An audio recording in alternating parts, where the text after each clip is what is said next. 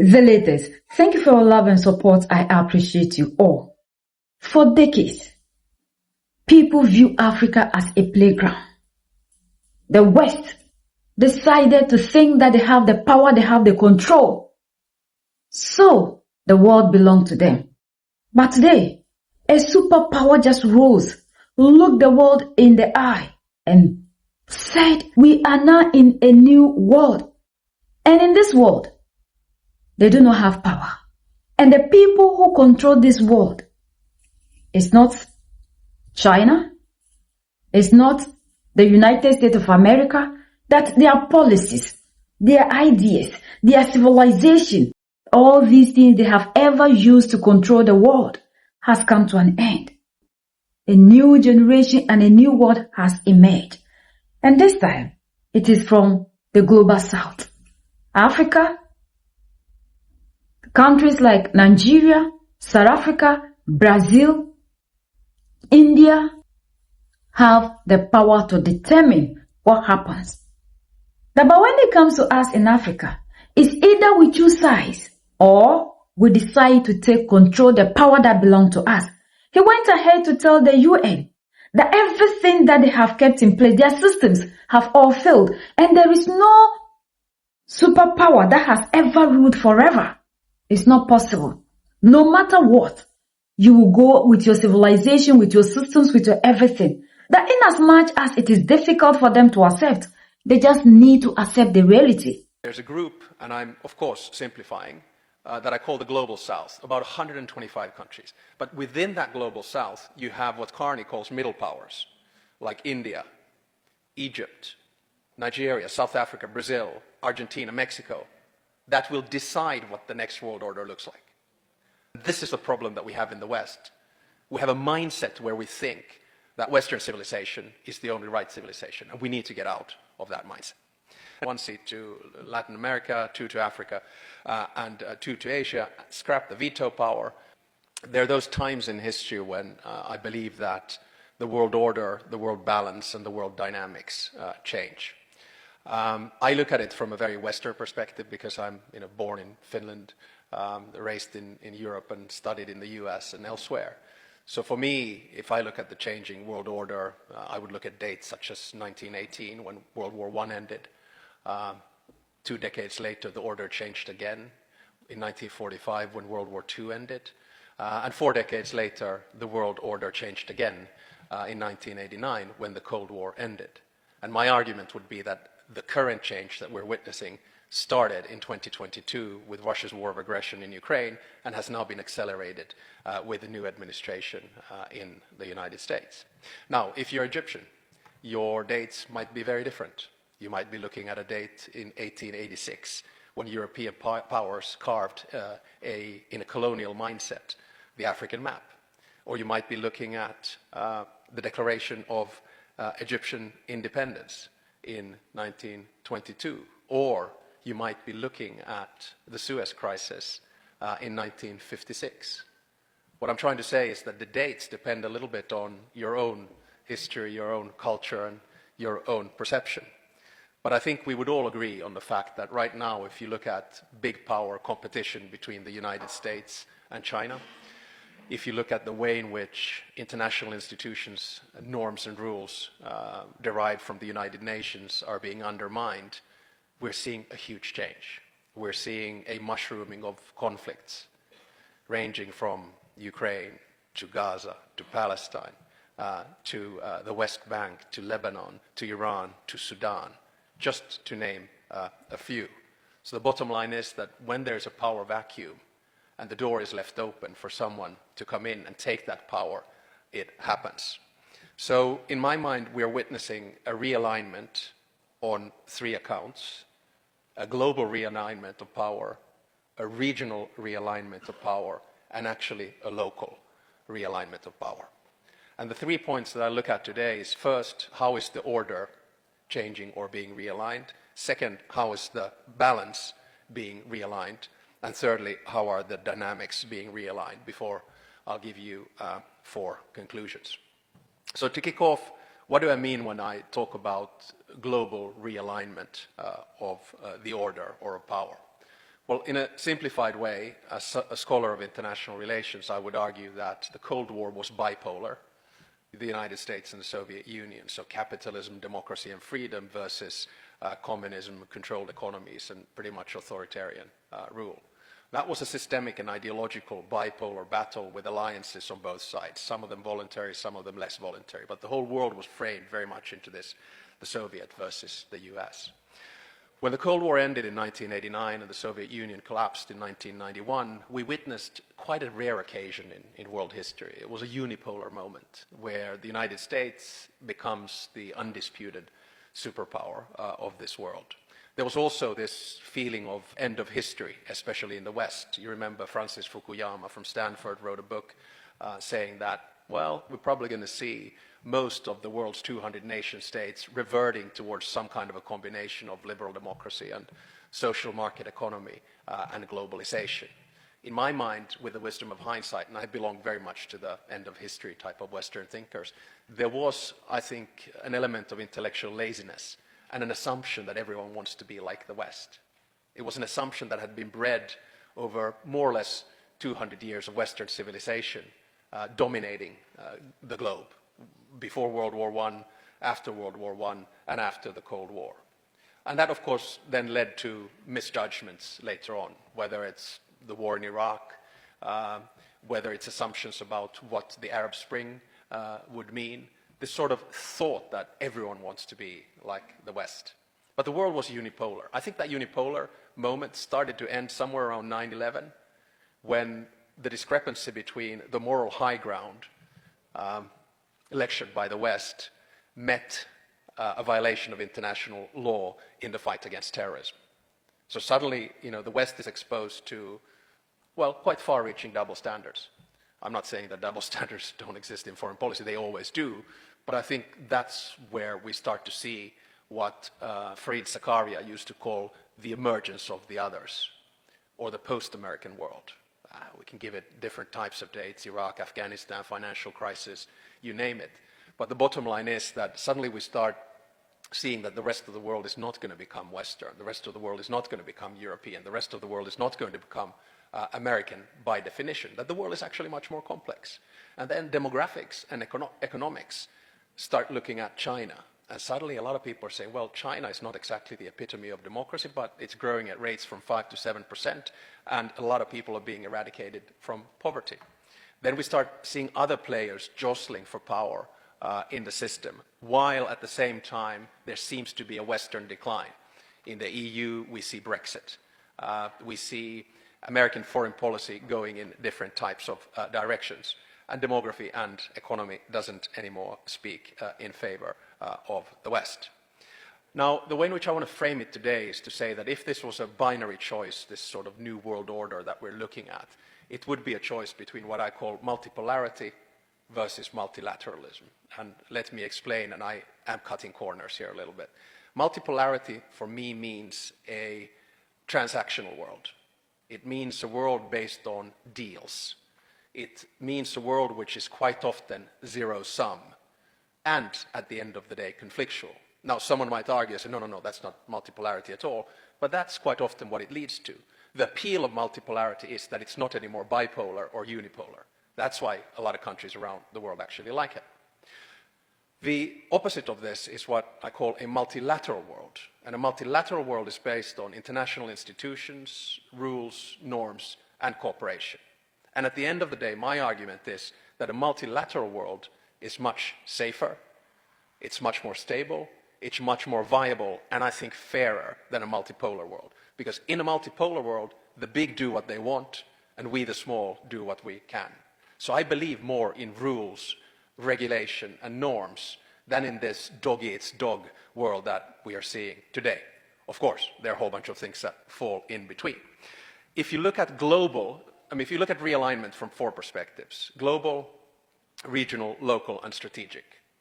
So what's happening is that on a global level, we're seeing a realignment in the sense that international institutions such as the United Nations, the WTO, the IMF, and the World Bank are pushed aside. They are not in the driver's seat anymore in the same way that they were after World War II or the Cold War. So the rules-based world order is being realigned. My good friend Mark Carney says it's a complete rupture of the system. I say it's a transition. And we're trying to find a common ground in the conversation that we have. On a regional level, we're seeing a realignment of power. So we're seeing the emergence of a lot of regional organizations, some more integrated than others. The European Union, the African Union, the Arab League, ASEAN, Mercosur. So the idea that, okay, global power is somewhere out there, but we need to do some regional realignment. And of course, here in this region, we can see realignment among the Gulf states. We can see realignment among the way in which regional actors operate in Sudan. We can see realignment because of the war in Iran, and we can certainly see that at the center of this realignment is the relationships that regional powers have to Israel. So all of these are sort of in a flux. Locally, of course, the realignment is about, here it's about who is in the GCC, who is in ECOWAS on the African continent, who belongs to the group of East African nations, etc., etc. So you have global, regional, and local realignment. But then there's a final realignment, which has been happening for a while, which is not regional, which is not necessarily values-based, and I call it strategic realignment. So you've started to see the emergence of organizations who are not geographically the same, who don't always believe the same thing, but it's in their strategic interest to cooperate. I think BRICS is a good example. I mean, why is Brazil, Russia, India, South Africa and China, or China and South Africa? Why are they together? Well, because an economist from Goldman Sachs called Jim O'Neill wrote a book and said, these are the emerging economies. But there is no ideological glue there, except one thing. They feel, some of them, that the global West is too dominant in world politics, and others feel that we actually want to be a part of the global West. So Brazil and India might have a completely different view than Russia, China.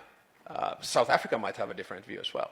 Shanghai Cooperation, another example of a strategic partnership, grouped around China, Russia, a few Central Asian countries. AUKUS, which is a cooperation on nuclear submarines between Australia, the United Kingdom, and the United States. Again, it's a strategic partnership on something.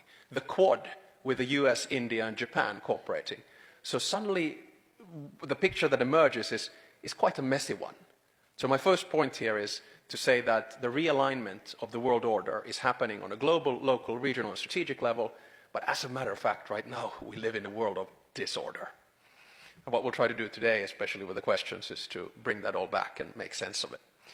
My second point is a realignment of the balance of power. And this goes very much back to a book that I published early January called The Triangle of Power, Rebalancing the New World Order. And there my big thesis was, still is, that you have a triangle of power, which is the global West, the global East, and the global South. I'm simplifying.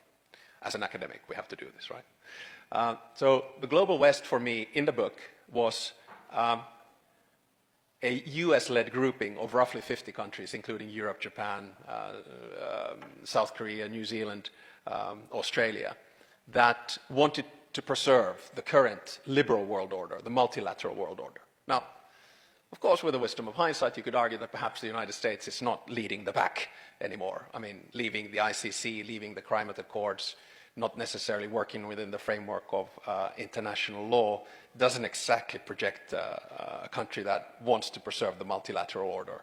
Quite the contrary. Be that as it may, I think the jury is still out, and nothing in foreign policy is certain, except that it's never permanent.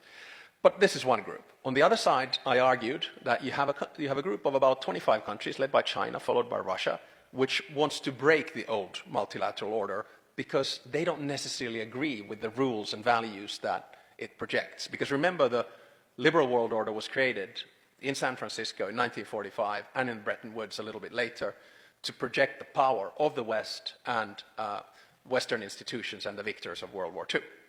So they don't like that. Then my big thesis is that there's a group, and I'm of course simplifying, that I call the Global South, about 125 countries. But within that Global South, you have what Carney calls middle powers, like India, Egypt, Nigeria, South Africa, Brazil, Argentina, Mexico, that will decide what the next world order looks like. And this is the big thesis of the book. So the whole balance of the world is being realigned. Why? Because the global south has both demography and economy on its side and has the power to either pick sides or find its own path between multilateralism and multipolarity. I think this thesis still holds. Whether I would then call this book The Rectangle of Power instead of The Triangle of Power is a different story, and that'll have to be a sequel. But my big thesis is that now is the moment when countries like Egypt, which in terms of geographic location and projection of power, can go in so many different directions, but it has to take that power. What do I mean by directions? The Horn of Africa, North Africa, Europe, and the Middle East. 120 million population, 60% young, 70% under 40. So now is the time when middle powers take the agency and power that I think belongs to them, unlike the world that we created after World War II. And this is my big sort of thinking on the realignment of power. Because everyone is trying to frame it only into the US versus China. But is that the case? Is the US able to project power in a way in which it has historically done? The jury's out. Is China able to project power in a way in which it wants? Well, if that's not the case, wouldn't it be sensible for the middle powers to come together and try to, and I'll get back to this in my conclusions, reform the global institutions to reflect what the real world order looks like? My third and final point before I conclude is that I think we're also witnessing a realignment of the dynamics of world politics. And of course, that happens all the time, so it's kind of self-evident. But my argument here is that states, all 200, are in constant competition, right? It can be technological competition, it can be competition of resources, minerals, raw earths, it can be competition on energy, you name it. It's this constant competition. And competition is not bad. But the problem is that if you don't contain that competition with the rules, it spills over to conflict. So look, we used to have after the Cold War mostly local conflicts, right? They were, many of them, civil wars, right? But look, now we have regional conflicts. Russia's attack on Ukraine, Israel-Palestine, Israel-Lebanon, Israel-US, Iran, Sudan. The list goes on. In Sudan, by the way, with special interests coming from different regional powers, as we all know. So my bottom line is that, yeah, I can get this competition stuff, but are we sure that we want this competition without the containment of international or regional rules? And my answer to that is not. And this is coming exactly at a time when we actually need cooperation more than ever. Because it's a fallacy to think that we can solve climate change without global cooperation. It's a fallacy to think that we can redistribute energy without cooperation. It's a fallacy to think that we can deal with colossal issues such as artificial intelligence, which is basically going to change us as human beings, without common rules. And we need to come back to these. And to a certain extent, in this sort of realigning of dynamics, it's also about realigning of civilizations. Because we quite often forget that, especially in international relations, that it is a question of what is your perception of a civilization. I'll just give you, because we're in Egypt, I'll just give you an example. You have a civilization which is over 5,000 years old. I come from a nation which was basically created in 1917. That's when we got our independence. For 700 years we were under Swedish rule up until 1809. From 1809 to 1917 we were part of the Russian Empire. So my civilizational trajectory is quite young. Put it this way, we don't have pyramids. So I'm trying to say that because you and I, many of us, have grown up in a world where Western civilization has been dominant in terms of probably music, film, clothing, many other thoughts, ever since the Renaissance, doesn't mean that civilization is the only one or the right one. And this is the problem that we have in the West. We have a mindset where we think that Western civilization is the only right civilization, and we need to get out of that mindset. I think we need to reform the global institutions. I have called for a new San Francisco moment. I actually called it the New Delhi moment because when I launched it, I was in India. So get world leaders and countries together to think about how to reform multilateral institutions, especially the United Nations. A good starting point, double the members in the UN Security Council from 5 to 10, give at least 1 seat to Latin America, 2 to Africa, and 2 to Asia, scrap the veto power, and then suspend voting rights if a country doesn't abide by the UN Charter. If you want to take it one step further and give more power to middle powers, you decide that the General Assembly can overturn a decision coming from the UN Security Council. But something needs to be done, right? Second, we need to realign regional institutions. I'm an EU nerd, right? I mean, that's kind of how I started. It wasn't really international relations, it was the EU. And I firmly believe in the thesis that integration in one area leads to pressure to integrate in another. I'm not saying that the model is perfect, but Germany and France were in 3 wars in 50 years. And then suddenly they decided, okay, let's cooperate on coal and steel, let's cooperate on atomic energy, let's cooperate on economics, let's start moving towards political integration. So if you integrate in one area, you end up integrating in another, and then at some stage, war becomes impossible. So I believe in regional cooperation also as a laboratory for global cooperation. I don't know if Africans, we are getting all that is happening. That is the reason to which people are doing everything possible to stop the growth of Africa, to stop the growth of Mali, Niger, and Burkina Faso. Why? They have seen the danger, even though they don't want to admit. But the ones from Europe are admitting. This man even said this in India the last time he visited. I showed you the video. And today he is in America. He went to America again and still echoed the same things. But his message to Africa is clear. It's either we take our power or we remain as pawns. And we are seeing that the leaders in Africa are doing everything possible to choose sides instead of them standing firm on their own to decide the future of the world. The power is in our hands. That looking at the dynamics, our economy and everything, nothing is stopping us from becoming world powers. To also determine what civilization should rule the world. He didn't mention China, because we are all seeing that China is now the new world order together with Russia. But he said the global south. Africa is not left out. But that it is either we continue to choose sides or we stand firm and take a bold decision to defend what we have and also sell it to the world. And that one thing these people don't want is to be under people. Like I showed you the place that the EU Commission President Ursula von der Leyen visited Australia and also admitted that now they are in a new world order. Their powers are no longer working and they need to work together. Now they are forming alliance. When they look at the things they have done to us, if we are to pay them back, they will be there to support each other. They have realized that the power is no longer in their hands. And that is why they are seeing the danger in Africa from Mali, Niger, and Burkina Faso. And they are doing everything possible to cut it short. Even if they will be led by other people, it shouldn't be Africans. Because they can feel the heat already. So it is time for us as Africans, especially with the youth. Because maybe at that time we will be in leadership positions to start reconscientizing our mentality, building ourselves and believing in ourselves. We play a crucial role. The power has bounced back to us, and the time for our leaders to stop signing partnership pact, doing this with the people who are making sure the African never rises to reclaim his or her power. This is a deep message. It is hard for them to admit that they are losing it, but he made it clear, nothing lasts forever. Just as we ruled and our civilization at a point in time disappear, it's the same thing. It's just that these people are the only ones who are not ready for change. But no matter what, the old system has collapsed and they are aware. Anything at all that they are doing is just to make sure that it doesn't, you understand what I'm trying to say?